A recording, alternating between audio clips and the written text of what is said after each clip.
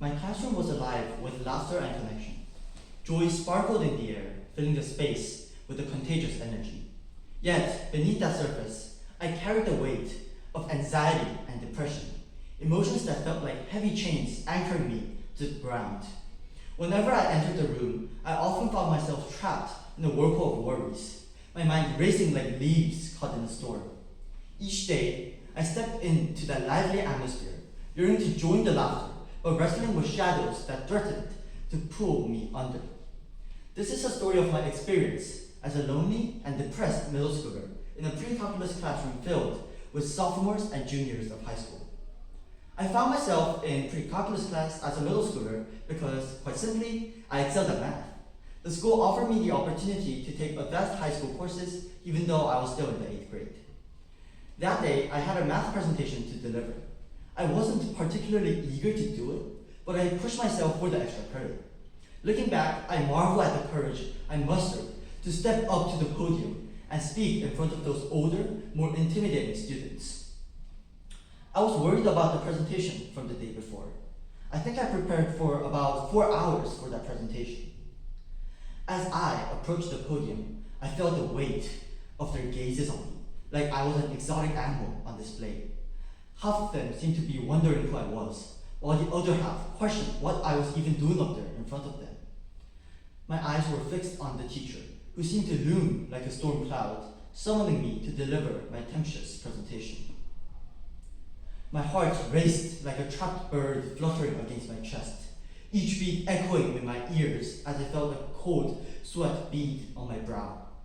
My stomach twisted into knots, a tangled ball of worry, while my palms felt sick like freshly fallen rain.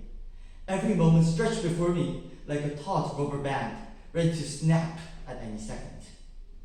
I still needed to start. I deeply regretted signing up for this presentation. So I started, but it was a disaster. Words stumbled out of my mouth like clumsy dancers, failing to find their rhythm. I fumbled through the math concepts, making mistake after mistake. Soon, the uninterested gazes of my classmates drifted towards their laptop screens, as if I had become invisible.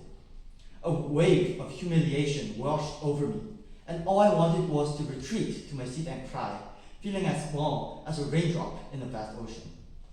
At that moment, I felt like I was on a stranded island, all alone. I shouted for help, wishing that someone would come and rescue me from the island. I had hope at first, but with each passing moment, my hope dwindled like a flickering candle in a gusty wind, struggling to stay alight. I was hopelessly sitting on the island. Then, I saw a boat from far away.